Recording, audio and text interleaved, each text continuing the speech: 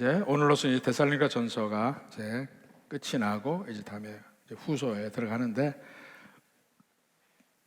이 편지를 쓸 때 끝으로 마지막으로 할 때 꼭 당부하고 싶은 말을 쓰게 됩니다. 이것도 다 편지이기 때문에 마지막에 그런 말, 특히 그 바울이 데살로니가 성도들에게 꼭 필요한 말들을 이야기를 합니다. 이렇게 하라, 저렇게 하라. 그리고 하나님 은혜 안에서 받은 그 은혜, 하나님의 사랑, 또 이런 면들을 쭉 이야기를 하고, 또 필요한 부분, 그들이 충분히 이해하지 못했던 부분도 다 이해를 시키고 나서 마지막에 하는 것은 성도들에게 당부하는 여러 가지 말을 한 겁니다. 그러니까 너희의 리더, 지도자, 특히 목사를 가장 귀히 여기라. 서로 화목하고 사랑하고 보살피라. 그리고 오늘 말씀에 여러 명령들이 나옵니다. 항상 기뻐하라, 쉬지 말고 기도하라, 범사에 감사하라 하는데, 사실은 이 부분이 컨텍스트가 예배입니다. 예배. 개인의 삶에서 물론 지키는 면도 있지만 근본적으로 컨텍스트는 예배라고 할 수 있습니다. 그렇게 보는 이유가, 먼저 여기 나오는 모든 동사가 명령형으로 되어 있지만, 계속 명령형이지만 복수입니다. 너희는 18절에도 이는 그리스도 예수 안에서 너희를 향하신 하나님의 뜻이라. 너희 복수라고 계속해서 나오게 됩니다. 그러니까 어떤 집단적인 면에서 함께 모였을 때 공동체적인 면에서의 생활에서 필요한 것, 항상 기뻐하라. 그리고 예언을 멸시하지 말라, 이런 얘기 나오는데, 그 예언 자체도 공공의 예배에서 나오는 있을 수 있는 것이 바로 예언이라는 말입니다. 그러니까 고린도전서 14장 4절에도 보면, 방언을 말하는 자는 자기의 덕을 세우고 예언하는 자는 교회의 덕을 세우나니. 예언은 내가 다른 사람에게 어떤 말을 전하는 것을 예언이라고 해요. 그래서 교회의 덕을 세운다. 그러니까 함께 그 공동체가 염두에 두고 하는 말이죠. 또 26절에도 보면 서로 거룩하게 입맞춤으로 문안하라는 말이 있습니다. 근데 그 거룩한 입맞춤이 왜 중동식으로 인사하는 것 있죠? 볼을 이쪽에 대고 인사하는 거. 이번에도 가서 보니까 특히 그 터키 쪽의 사람들이 만나면 서로 남자들끼리도 그렇고 서로 이렇게 인사하는 걸, 지금도 그게 남아 있어요. 그러니까 서로 사람들이 있는 가운데 그 관계 속에서 하는 이야기입니다. 그리고 마지막에 바울이 자기가 쓴 이 편지를 여러 사람에게 읽어주라고 얘기하죠. 27절에 보면 모든 형제에게 이 편지를 읽어주라. 사실은 그 바울 서신, 편지 형식으로 쓴 모든 편지가 예배 때 읽어주게 되어 있습니다. 이게 하나님의 말씀으로 읽어주라고 되어 있어요. 그러니까 전체적인 그 문맥이, 환경이 예배를 전제로 해서 썼다는 것으로 우리가 알 수 있다는 거예요. 그 예배에는 두 가지 면이 있습니다. 우리가 하나님께 드려지는 면, 하나님 앞에서 우리가 취해야 되는 자세, 이런 면이 있고, 하나님께서 우리에게 주시는 면이 있어요. 이 두 가지가 이게 같이 나옵니다. 우리가 하나님께 드려지는 면, 하나님 앞에서 우리가 취해야 되는 자세, 이런 면은 전부 세 가지 이야기합니다. 항상 기뻐하라, 쉬지 말고 기도하라, 범사에 감사하라. 먼저 첫 번째로 항상 기뻐하라는 면을 봅시다. 예배는 근본적으로 예배의 가장 그 밑바탕에는 뭐가 깔려 있어야 되냐면 구원받은 자로서의 기쁨이 있어야 합니다. 예배에는 기쁨이 있어야 돼요. 근데 그 기쁨의 요소가 넘치기 위해서는 너무 지나치게 형식적인 것도 안 좋아요. 형식을 지키기 위해서 막 하다 보면 기쁨의 요소를 놓칠 수가 있거든요.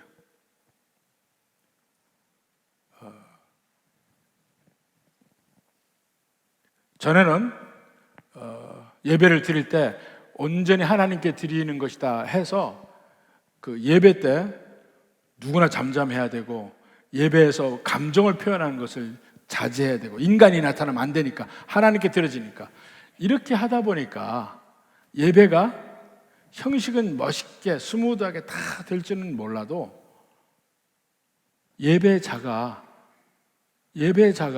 힘이 없게 돼. 사실은 예배란 예배자가 자기를 하나님께 드리는 거예요. 그러니까 그 예배자가 온전히 건강하고 살아 있어야 예배도 온전해지는 거 아닙니까? 예배자의 지정의가 함께 들어가야 되는데 그 감정적 요소 옛날에 다 뺐다고요. 그러니까 감정을 다 빠지고 나면 어떻게 합니까? 아무 표현도 안 하고 가만히 있어 눈만 굴리면 어떻게 됩니까? 졸려요, 졸려. 감정 표현이 있어야 된다고. 자연스럽게. 그리고 그 감정 표현의 핵심에는 기쁨의 요소가 있는 거예요. 우리 찬송이 다 그런 겁니다, 사실은. 찬송은 근본적으로 그 속에 기쁨이라는 게 있어요. 구약의 모임에서도 그 성도들이 모일 때 주로 시편의 후반부, 특히 이 100편에서 150편이 전부 성전에 나아갈 때 부르는 찬송. 그래서 그것들을 어센션 싸움이라고 합니다. 오라 우리가 하나님 앞에 나아가자, 주의 성산에 가자, 뭐 이런 내용들, 이런 걸 보면 전부 찬송이라고요.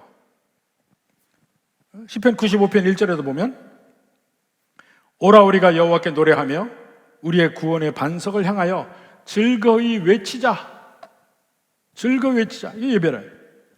100편 1절에도 보면 온 땅에 여호와께 즐거운 찬송을 부를지어다.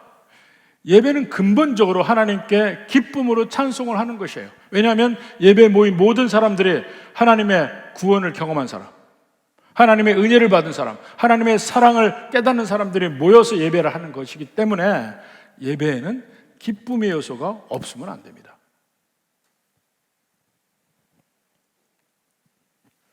그래서 물론 하나님 앞에 하나님을 경외하는 마음, 겸손한 마음, 낮아진 마음으로 나오는 것이 맞지만 그것의 결국 종착역은 천국이잖아요. 천국 가는 백성들이 함께 모이는 거잖아요. 기쁨의 요소가 없을 수가 없습니다.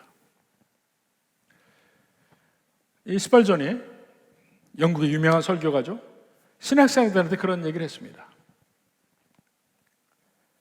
강의를 할 때 이 설교하는 내용과 이 표정이 서로 하모니를, 조화를 이뤄서 같이 가야 된다는 면을 이야기할 때 이런 얘기를 했습니다.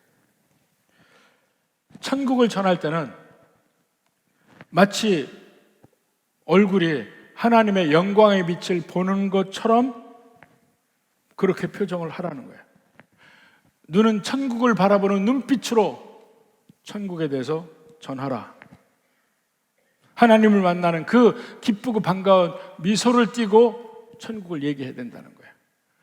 지옥을 얘기할 때는 그냥 평상시 표정대로 하면 된다고 그랬어요. 평상시 표정. 무슨 말이에요? 그냥 예수님 안 믿는 시대는 천국이 없는 삶은 그냥 지옥이야. 예수님 믿는 사람들은 그 예수님을 믿기 때문에 그 심령 속에서 기쁨이 절로 솟아나서 하나님께 예배 드릴 때는 기쁨의 요소가 없을 수가 없다는 거예요. 천국을 바라보는데 그 영광의 빛을 바라보는 그 눈빛이 안 들 수가 있냐는 거예요. 근데 오늘 보니까 천국을 바라보지 못하는 분들도 좀 있긴 한 것 같아요. 내가 왜 여기 끌려와서 있지? 이런 사람들. 예배는 근본의 기쁨입니다. 근데 저는 그래서 그런지 모르지만 처음에 제가 안 믿을 때부터, 처음에 예수님 믿을 때도 예배 때 자꾸 막 이 죄인이 이래가면서 막 질질 짜는 게 난 너무 싫었어요. 찬송도 그런 것만 부르는 거야. 근데 그때 복음성가를 보니까 복음성가에 정말 하나님을 찬양하고 기쁨의 요소가 있고 이런 게 많이 있더라고요. 그래서 복음성가를 많이 부르게 됐던 기억이 있습니다. 나중에 이제 찬송가가 점점 그런 것이 합쳐지긴 했는데 처음에 찬송가는 왜 자꾸 질질 짜고 우는 찬송만 있는지 모르겠다 이렇게 생각을 했습니다. 근데 예배는 근본으로 기쁨의 요소가 있어야 된다. 정말 구원의 기쁨을 가진 사람들이 하나님을 기대하는 마음으로 모여서 예배를 드려야 된다는 거예요. 그 다음에 두 번째로 쉬지 말고 기도하라. 쉬지 말고 기도하라.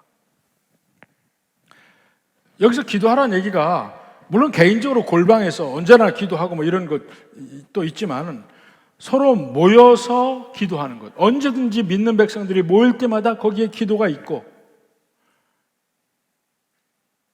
서로를 위해서 기도하고 하나님께 감사하며 기도하고 간구하는 기도도 함께하고 언제나 주님이 함께 하심을 느끼는 것이 그 쉬지 말고 기도하라는 것이죠.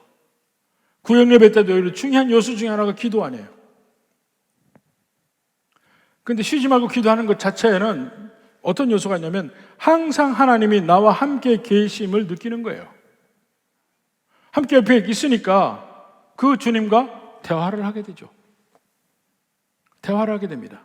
근데 이 대화를 할 때, 이 기도할 때 보면 처음부터 끝까지 막 내가 얘기를 해야 된다고 생각을 해요.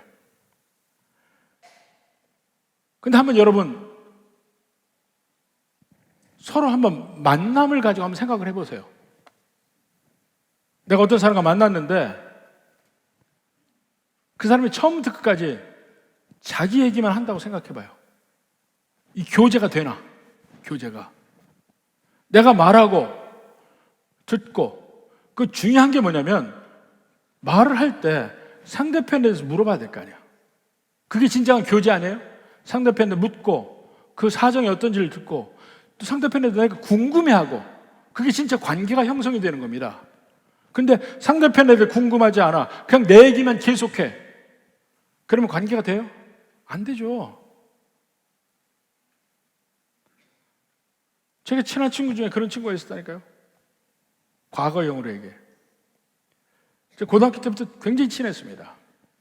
서로 앞날에 무슨 일을 하자 이런 거 꿈도 같이 나누고 내내 같이 생활하는 친구가 있습니다. 근데 대학 들어갈 때 서로 헤어지게 됐습니다. 그 친구는 의대를 가서 안과 의사가 됐어요. 그리고 한국에서는 가장 권위 있는 사시 전문가가 됐습니다. 근데 오랜만에 이제 만나서 참 반갑게 만났는데 그동안에 어떻게 지냈는지 서로 얘기를, 나도 그 친구에 대해서 궁금하고 그 친구도 나에 대해서 궁금하고 서로 이렇게 얘기를 해야 될 거 아니에요. 처음부터 끝까지 사시 얘기만 하는 거야. 자기가 어떤 공부를 했고 뭘 했더니 뭘 했고 그 얘기만 하는 거야. 한 1시간 이상 있다가 야 가자. 속으로 내가 다시는 너하고 안 만난다. 그때부터 연락 안 해요, 제가. 무슨 관계가 돼야 만나지. 그 친구는 저에 대해서 전혀 궁금하지 않은 거야. 정말 관심 있으면 상대편에도 궁금한 거예요. 여러분이 정말 하나님의 사랑을 안다면 내 얘기를 하나님께 쏟아붓는 것도 있지만 하나님에 대해서 궁금해야 돼. 내가 이런 환경일 때 하나님은 어떤 마음이세요? 저를 보실 때 하나님은 어떤 마음이세요? 한번 그거 물어봤어요? 기도에는 하나님과의 교제라는 측면이 더 강해. 제가 볼 때는 뭘 하나님께 구해서 얻는다기보다 우리의 필요를 하나님 다 아시잖아요. 하나님의 마음을 알려고 노력하는 것도 굉장히 중요합니다. 성경을 읽을 때도 하나님이 누구신지 알려고 하는 마음, 기도할 때도 보다 더 실제적으로 나와 함께 하시는 하나님이 어떤 마음일까를 한번 생각해보고 묻고 느끼려고 노력을 해보라고요. 그게 항상 기도한다는 면에 들어가는 거예요. 그래서 하나님과 항상 함께 있는 것, 예배 중에도 하나님이 함께 하심을 느끼는 것, 누리는 것, 이것이 필요합니다. 그리고 세 번째로 범사에 감사하라. 범사에 감사하라. 이 범사라는 것은 모든 일이잖아요. 기쁜 일, 즐거운 일뿐만 아니고 슬픈 일, 어려운 일, 문제가 부닥쳤을 때도 다 감사하라는 거잖아요. 이 범사에 감사할 수 있는 근본적인 전제가 뭐냐면 하나님을 향한 믿음이에요. 하나님이 나를 사랑하신다는 믿음이야. 하나님이 나를 잘못된 길로 가게 하시지 않는다는 믿음이에요. 그때는 범사에 감사할 수 있어요. 내 눈앞에 잘못된 것 같은 일이 벌어져도 결국 이 일 후에 이것을 지나면서 하나님이 내게 복을 주실 거다. 이 믿음이 있을 때 있는 모든 것에 대해서 감사할 수 있는 겁니다. 여러분이 하나님 앞에 예배 드리는 것도 하나님 앞에 감사하는 거예요. 내가 있는 모든 것에 대해서 감사하는 거예요. 아니, 이것도 잘못되고 저것도 잘못되지 않습니까? 그건 네 생각이고 하나님은 나를 사랑하셔서 나에게 복 주시기 위해서 이런 일을 있게 하신다는 것을 지금은 못 깨닫지만 나중에는 알게 될 거라는 거예요. 그러니까 그런 하나님을 믿을 때 내게 일어나는 모든 일에서 감사하는 겁니다. 이번에 터키 그리스를 우리 목사님들하고 여행을 하면서 이제 터키에서 유명한 곳을 갔어요. 파무칼레라는 곳을 갔습니다. 그 파무칼레라는 데가 지형적으로 그 미국의 옐로스톤과 비슷하게 이렇게 온천수가 나오는데 석회가 있는 온천수예요. 그래서 온천수 흘러나오면서 아주 신기한 지형을 만들어요. 이렇게 이 항아리가 계속해서 연결되어 있는 것 같은 그런 것을 하얗게 만들어요. 그래서 파무칼레라는 말이 모카의 성 같대. 모카처럼 생긴 성이라 그래서 파무칼레인데 거기에 사도 빌립의 순교 기념교회가 있습니다. 사도 빌립이 거기 죽었어요. 근데 그런 거 앞에서 거길 갔어요. 갔는데 딱 내리려고 하는데 비가 억수로 오는 거야. 걸어서 야외를 지금 걸어가야 되는데 비가 안 오는 데인데 이렇게 비가 올까? 막 그래서 내리는데 온몸에 비를 맞고 우산을 써도 바람이 세서 막 이게 뒤집어지고 막 이러면서 가면서 불평이 나오겠어요? 안 나오겠어요? 왜 하필이면 이걸 봐야 되는데 이런 비가 내리나 하고 갔습니다. 가니까 처음에는 막 비를 맞았어요. 조금 있다 보니까 비가 그쳐. 그친 다음에 무슨 일이 벌어지냐면 거기가 이렇게 하얗게 이런 원반식으로 반원반식으로 이렇게 층이 되어 있는데요. 근데 거기에 물이 다 고였어요. 물이 하얀 데에다가 파란 물이 고여서 최고의 광경을 연출했어요. 제가 거기 몇 번 가봤지만 그런 거 처음 봤어요. 평소에는 물이 없습니다. 그래서 그냥 하얀 것만 있어요. 이게 잘 안 보여요. 근데 물이 다 겹겹이로 물이 차 있는데 하얀 데다가 파란 거 하는데 너무 이쁜 거예요. 거기 있는 사람들 거의 볼 일이 없습니다. 근데 갑자기 비가 오니까 그런 일이 벌어지는 거예요. 그러니까 그것만 볼 수 있다면 비 몇 번 와도 아무 관계 없어요. 왜냐하면 거의 볼 수가 없는 거니까. 야, 거기서 제가 느낍니다. 우리 인생도 이런 거 아닐까 하는 생각을 했어요. 인생에 비가 오면 불평이 생기죠. 근데 그 인생의 비가 그 이후에 내가 평생 경험하지 못한 어떤 놀라운 그 하나님의 능력과 은혜를 경험할 수 있다면 비 몇 번 온들 무슨 상관이야? 이런 생각을 했습니다. 결국 우리가 이 세상에 살아가면서 세상에 어떤 일이 벌어져도 기뻐할 수 있는 근본에는 하나님의 능력, 하나님의 전지하심, 그리고 하나님의 나를 사랑하심. 이걸 믿는 백성들은 이걸 믿고 가잖아요. 그러니까 지난 일주일 동안 여러분의 삶에 여러 가지 희노애락 일들이 있을 거야. 근데 좋은 일보다 염려하는 일들이 많이 더 있을 겁니다. 그렇지만 교회 나와서 우리가 하나님을 찬양하면서 그 모든 염려와 근심을 털어내는 거예요. 그저 내게 이런 삶을 주신 하나님을 감사하고 일주일의 삶도 하나님께 맡기며 감사하고 무슨 일이 있더라도 그 하나님의 은혜를 잃지 않기 위한 감사가 있고, 이것이 예배예요. 그래서 항상 기뻐하라, 쉬지 말고 기도하라, 범사에 감사하라. 이것이 예배의 중요한 요소예요. 하나님을 만날 때마다 이것이 살아야 돼. 그러면 일주일간의 삶도 이 세 가지가 같이 연결돼서 가는 겁니다. 하나님은 우리에게 그렇게 살기를 원하십니다. 왜냐하면 하나님은 우리에게 복 주시니까. 그 다음에 하나님께서 우리에게 주시는 면이 뭐냐면 말씀을 주십니다. 제가 설교하는 게 바로 이런 거예요. 자, 그 밑에 보면 성령을 소멸하지 말며 예언을 멸시하지 말라라는 말이 있습니다.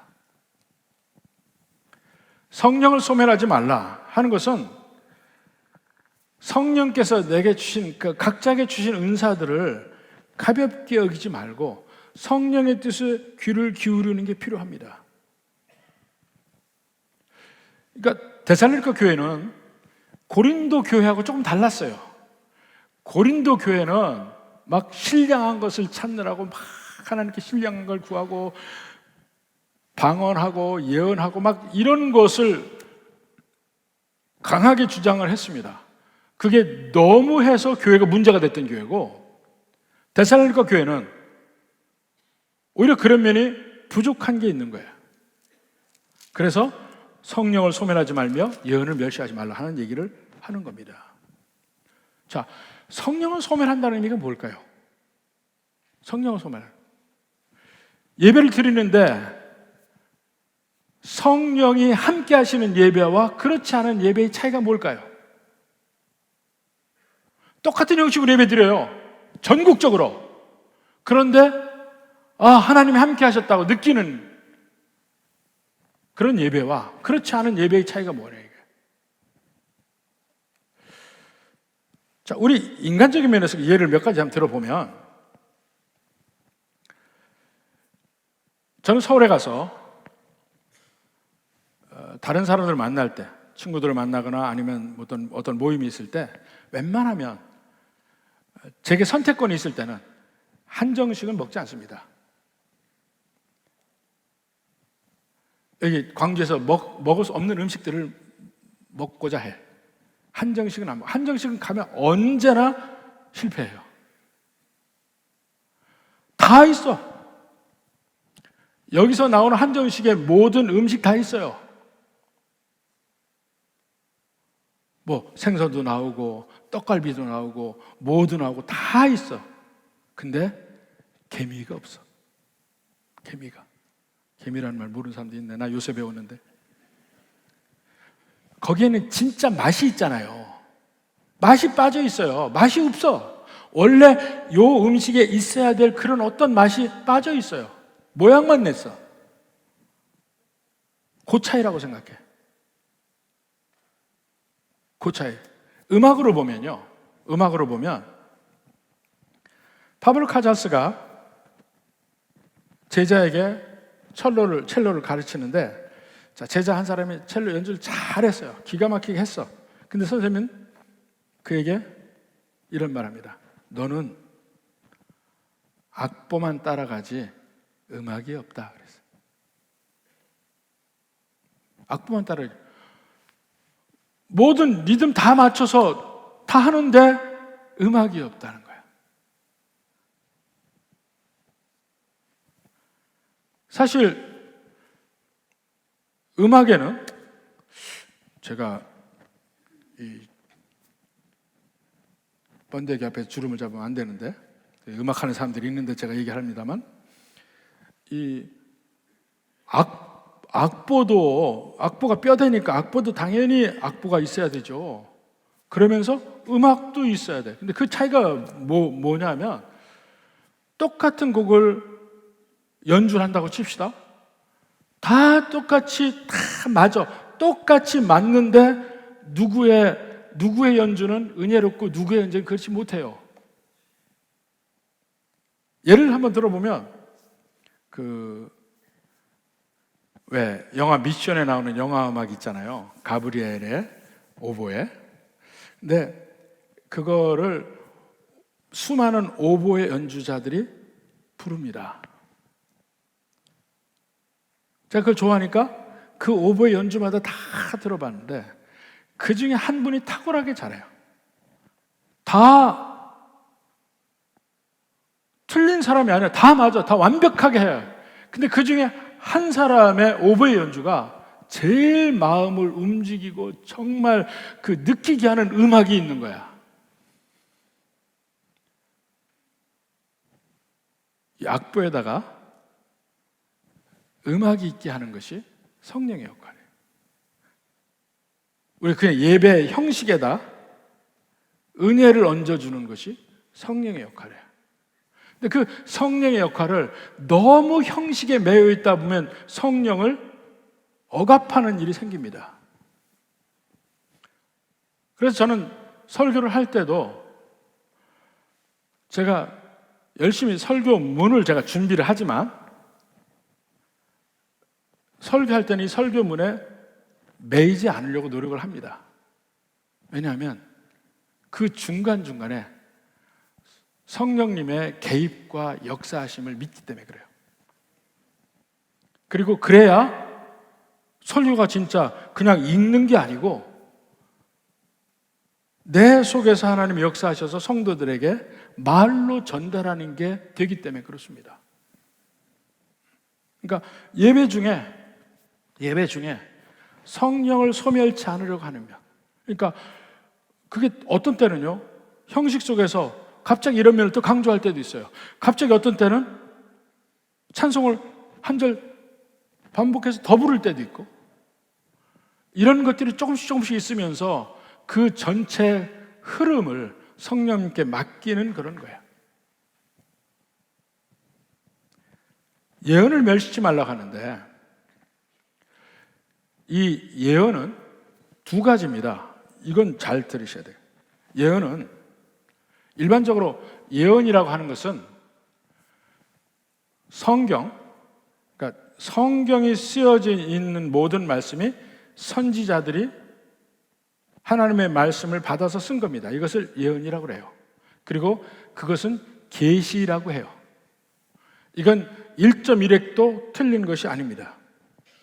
그래서 구약의 모든 예언은 선지자들이 하나님께 받아서 쓴 글입니다. 그래서 그걸 계시, 레벨레이션이라고 얘기합니다. 이것은 오류가 없는 하나님의 말씀입니다. 신약에서는 성경이 쓰여졌죠? 이것도 또한 계시입니다. 레벨레이션입니다. 근데 이 신약에 쓰여진 이 예언은 오직 사도의 권위가 있어야 합니다. 사도의 권위. 사도들이 쓴 거든가 아니면 사도들과 바로 옆에 있었던 사람이 쓴 거예요. 예를 들어서 마가라든가 누가는 계속 바울 옆에 있으면서 썼죠.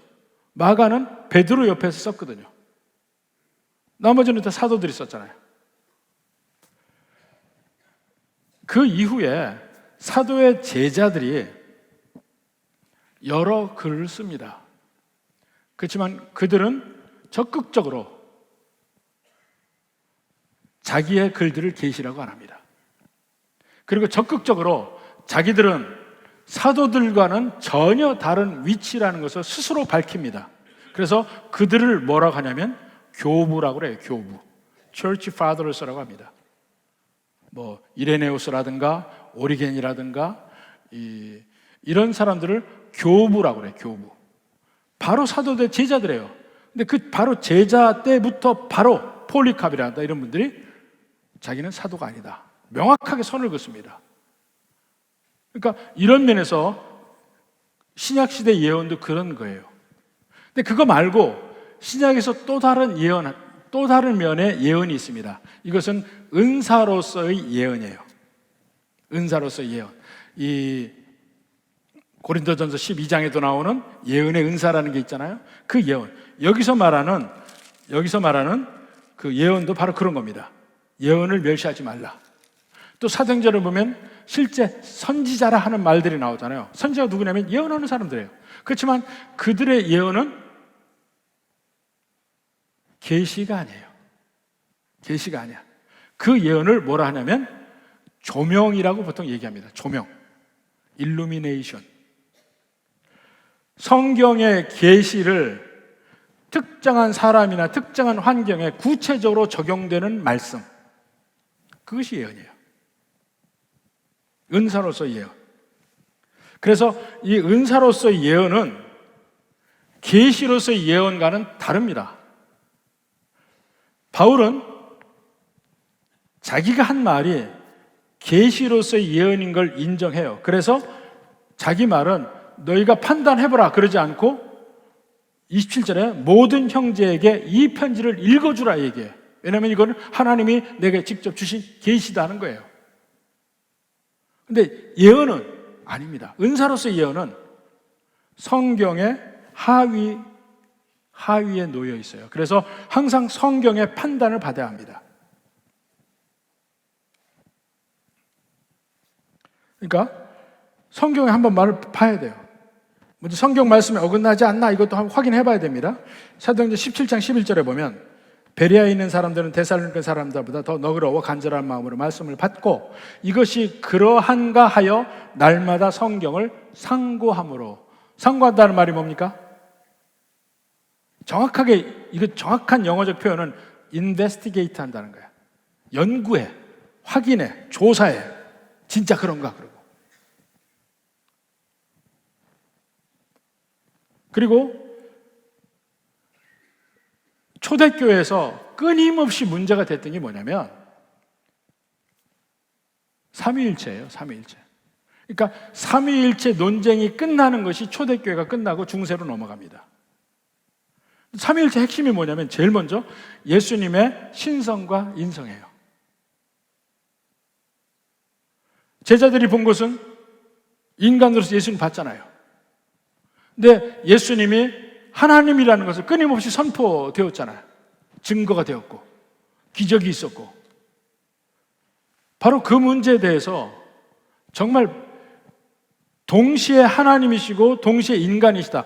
동시에 완전한 하나님이시고 완전한 인간이시다는 이 면이 인간이 처음 경험하는 것이고 그래서 받아들이기가 대단히 어려운 거였어요. 지금도 우리가 완전히 이해는 못하잖아요. 그래서 이 문제 가지고 과연 예수님이 어떤 분이냐? 혹자는 이런 말 합니다. 신적 존재인데 성부 하나님보다는 조금 못하다. 이렇게 얘기했어요. 아리우스파 그런 거예요. 아니다. 완전한 하나님이시다. 이단이. 또 다른 반대로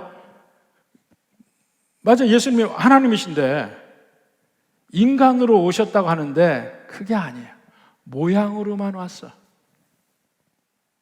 모양으로만. 이게 모달리즘이라고 하는 이단입니다.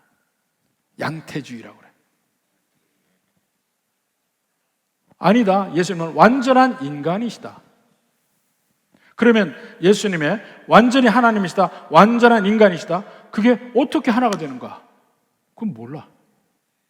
그렇지만 예수님 안에 100% 신성이 있고 100% 인성이 있어요. 그리고 그 두 가지 그 품성은 서로 섞이지도 않고 영향을 주지도 않아. 둘 다 완벽한 100%예요.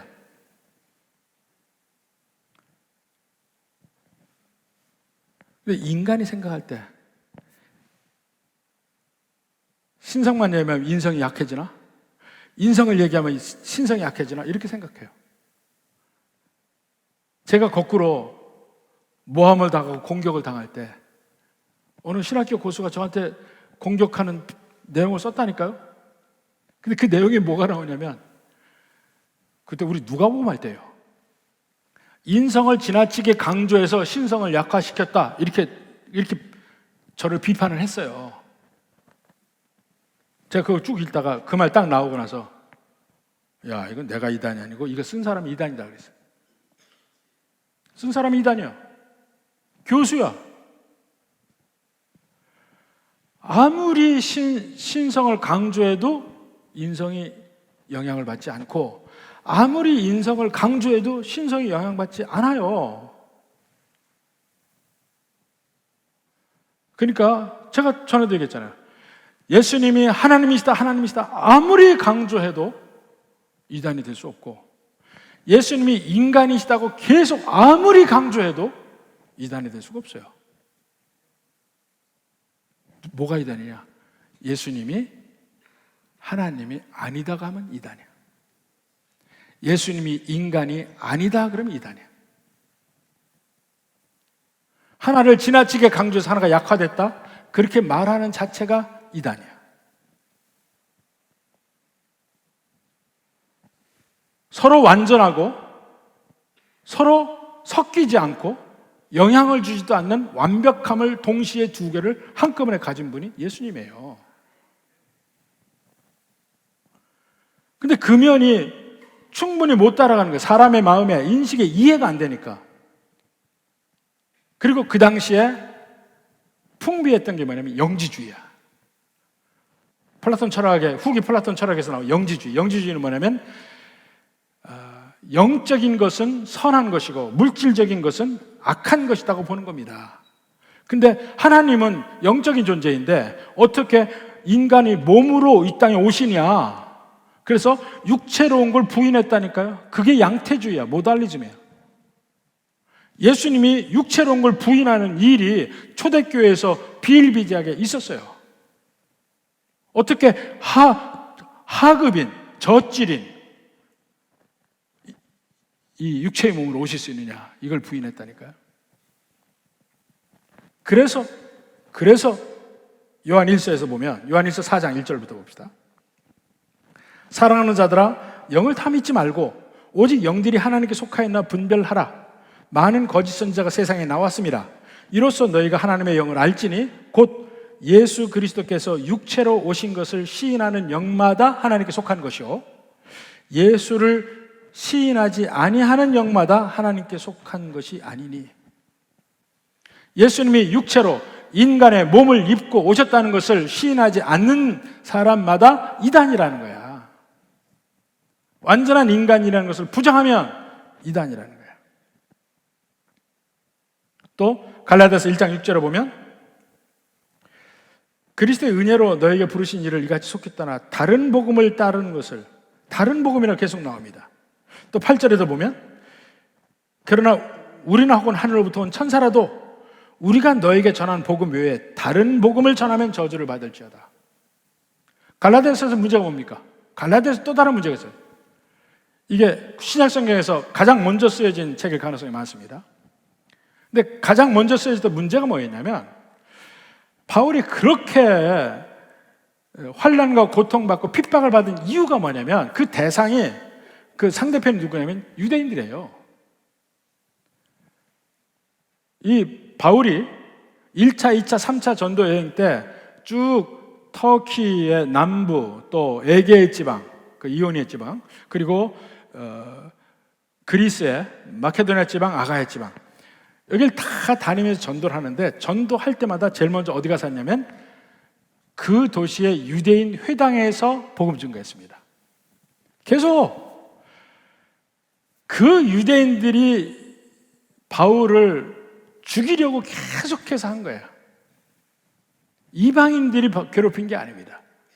이방인들이 괴롭힌 건 그저 한 두세 번 있었어요.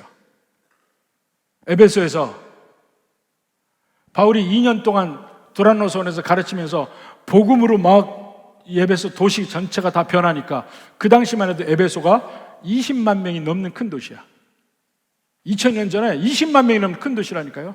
그 당시 제일 큰 도시가 50만 명 넘지 않았어요. 근데 거기에서 에베소의 가장 큰 신전은 아테미 신전이었어요. 아테미. 그 당시 그 소아시아 지방에 곳곳에 아데미 신전이 엄청나게 커요. 이게 풍요의 여신이고, 그 아데미 신전에서 온갖 여사제와의 잠자리하는 그런 일이 벌어져서 그게 아주 뿌리 깊게 사회에 있었을 때입니다. 그러니까 집집마다 아데미 신의 신상을 놓고 거기서 비나이다 하는 거야. 풍요의 신이니까. 근데 예수님 믿고 나서 신상을 버리고 안 사는 거야. 그러니까 구리장색들이 일어나서 봉기를 한 겁니다. 자기들 사업이 망하니까. 이방인이 일어나는 건 그런 것밖에 없어요. 근데 계속해서 바울을 괴롭힌 것은 유대인들이야. 근데 그 중에서 예수님 믿은 다음에도 예수님 믿는 가운데 유대인들이 처음에 바울을 괴롭히는 겁니다. 바울이 전한 복음은 오직 예수님의 십자가의 은혜로 구원받는다, 이걸 전한 거예요. 그런데 아직 그 유대의 풍습이 있는 처음 믿은 사람들이 다니면서 그렇게 교육하는 거예요. 아니야, 그래도 할례는 받아야 돼. 할례는 받아야 돼. 그게 다른 복음이에요. 할례는 받아야 되고, 유대 절기를 지켜야 되고, 이래야 되고 저래야 되고, 은혜 플러스 행위를 자꾸 거기다 붙이는 거예요. 그 다른 복음에 대해서 강력하게 공격하는 내용이 갈라디아서예요. 그러니까 이런 근본적인 문제에서 있는 것, 그것을 자른 거야. 이것만 없어지고 나면 모든 예언이 존중이 돼야 되고, 그리고 그 말씀이 덕을 세우는 것이어야 된다는 얘기가 나와요. 덕을 세워야 된가. 자, 고린도전서 14장 4절 5절 봅시다. 방언을 말하는 자는 자기의 덕을 세우고 예언하는 자는 교회의 덕을 세우나니. 교회의 덕을. 그러니까 예언하는 사람은 다른 사람에 대해서, 아니면 교회에 대해서 이야기를 하면서 덕을 세워요. 그리고 12절에도 그러므로 너희도 영적인 걸 사모하는 자는 그 교회의 덕을 세우기 위하여 그것을 풍성하기를 위하여 구하라 그랬습니다.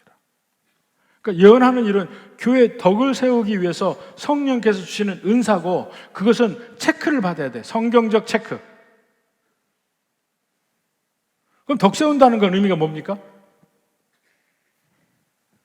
사람의 감추어졌던 죄를 깨닫게 하는 면도 있고, 하나님의 살아계심을 믿게 하는 면도 있고, 또 화평과 질서를 위한 것도 있고, 또 그 속에 사랑이 분명히 있어야 합니다. 사랑이. 이게 없으면 이 예언의 은사가 자칫 잘못하면 잘못 쓰여질 가능성이 굉장히 많아요. 자, 고린도전서 13장에 봅시다. 13장 1절. 내가 사람의 방언과 천사의 말을 할지라도 사랑이 없으면 소리나는 구리와 울리는 꽹과리가 되고, 내가 예언하는 능력이 있어 모든 비밀과 모든 지식을 알고 또 산을 오길 만한 모든 믿음이 있을지라도 사랑이 없으면 내가 아무것도 아니야. 사랑이 없으면. 예언도 근본은 밑바닥에 사랑이 있어서 얘기를 해야 된다는 거예요. 안 그러면 이 잘못될 수 있거든요. 저도 처음에 예수님 믿으면서 여러 가지 막 은사로 충만할 때가 있었습니다. 근데 그러니까 사람의 속마음도 그냥 찔러서 알죠. 얘기를 하면 깜짝깜짝 놀라죠. 근데 중간에 틀리는 게 나와요. 나는 분명히 아무런 사심 없이 얘기했는데도 틀려. 그래서 중간에 나 이건 안 하겠다. 나 이거 안 해. 그러니까 안 해요. 말씀 속에서만 내가 얘기를 해야 되겠다. 하나님은 그렇게 얘기했어요. 근데 그 소위 펜테코스탈 오순절 운동의 사람들이 이 신의 은사라든가 그 예언의 은사라든가 방언의 은사 이걸 연구를 많이 했어요. 근데 그들이 얘기할 때 신의 은사도 가장 강력하게 신유의 은사가 나타나는 사람에게 보면 그 중에 실제로 신유가 일어나는 것은 한 10%에서 15%. 우리 한국에 현신의 권사가 있었습니다. 엄청나게 그분의 기도를 통해서 나은 사람이 많았어요, 옛날에. 근데 그분도 다 통계적으로 보면 15%가 넘질 않아요. 예언도 많은 부분 걸러내야 됩니다. 그리고 내가 그 하나님의 말씀으로 생각하는 것도 순간순간에 마귀가 끼어들어서 다른 걸 집어넣어 줄 가능성이 굉장히 많습니다. 근데 그건 인간이 판단을 못 해요. 진짜 하나님 주신 건지 안 주신 건지, 이 마귀에게 휘둘리는지 판단이 안 된다니까. 그래서 가능하면 걸러내야 돼. 가능하면 안 해야 돼. 제가 부임해서 초기에 우리 교회에서 그 예언하는 사람이 있었습니다. 초기에. 자꾸 와가지고 나한테 이건 이렇다 저건 이렇다 얘기를 하는 거예요. 근데 사실 믿는 사람이라면, 예언하는 사람이라고 해서 얘기를 하면 귀를 기울이게 돼 있습니다. 그리고 아무래도 한 수 접고 얘기를 하게 돼 있어요. 한 번, 두 번 얘기를 듣는데 아무래도 아닌 것 같아. 한 번은 무슨 얘기를 하냐면 어느 누가 언제 죽는다는 거야. 그래서 그 다음에 내가 그분에게 얘기했습니다. 당신 두 사람 교회를 나가시오. 그래서 떠났어요. 여자분이 드럼 치는 사람이었어요. 기억날지 몰라요. 아주 초기에. 그 마음의 근본에 사랑도 없고 아무것도 없어. 자기가 막 뭐하고 막 교회를 휘둘르고 싶은 생각이 넘친 거야. 나가라 그랬어요. 하나님은 질서의 하나님이에요. 그렇지만 근본으로 하나님께 주신 말씀에 귀를 기울이려는 노력은 필요하지만 정확하게 판단을 해야 합니다. 그래서 저는 더 말씀에 서기 위해서 노력을 했습니다. 하나님의 말씀이 예언적인 능력 얼마든지 할 수 있습니다. 그래서 이 성령을 소멸하지 말고 예언을 멸시하지 않고, 그렇지만 판단을 해서 잘 봐야 돼요. 그게 정말 이루어지는지 안 이루어지는지, 그게 덕이 되는지, 가장 중요한 게 덕이 되는지를 봐야 돼요. 덕이 되지 않는 것은 아니에요. 그리고 이 모든 말을 하면서 제일 마지막 얘기를 합니다. 23절, 24절. 이것이 데살로니가전서의 결론적인 얘기예요. 뭐라고 하냐면 평강의 하나님이 친히 너희를 온전히 거룩하게 하시고 또 너희의 온 영과 혼과 몸이 그 주 예수 강림하실 때 흠없이 보존되기를 원하노라.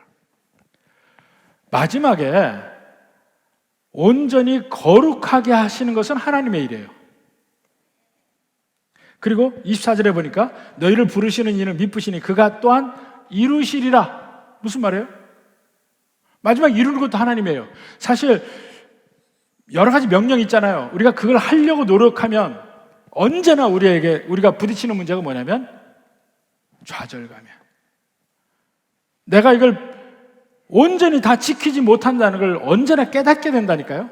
그 좌절감이 있어요. 그 좌절감이 있을 때 이 말씀을 잊지 마시라고요. 결국 마지막에 이루시는 분은 하나님이셔요. 우리의 거룩함, 우리의 성결함도 이루시는 분은 하나님이시고, 교회를 결국 하나 되게 하시는 분도 하나님이시고, 출발점도 하나님이시고, 이루시는 분도 하나님이셔요. 알파의 하나님이고 오메가의 하나님이야. 이 헬라어 알파벳에서 첫 글자가 알파예요. 마지막 글자가 오메가예요. 처음과 끝이란 얘기야. 우리 마음에 거룩함을 출발하게 시작하게 하시는 분, 우리에게 자꾸 우리를 격동시켜서 거룩함의 길로 가게 하시는 분도 하나님이시고, 가다가 우리는 성공도 하고 실패도 하고 성공도 하고 실패도 하고 가지만 궁극적으로 이루시는 분도 하나님이시고, 거기에 우리의 소망이 있는 겁니다. 거기에 데살로니가 성도들을 위로하는 거예요. 그걸 하다가 쓰러지고 넘어지고 실패할 때 있어. 그러지만 걱정하지 마. 이루시는 분은 하나님이셔요. 이 소망으로 우리가 살아갑니다. 우리 모든 성도들, 우리 함께 서로 사랑하고 하나님의 말씀대로 살아가려고 노력하고 넘어지더라도 우리 소망 잃지 않습니다. 하나님이 이루시니까. 부디 이 은혜가 넘치는 주의 백성 되기를 주님의 이름으로 축원합니다.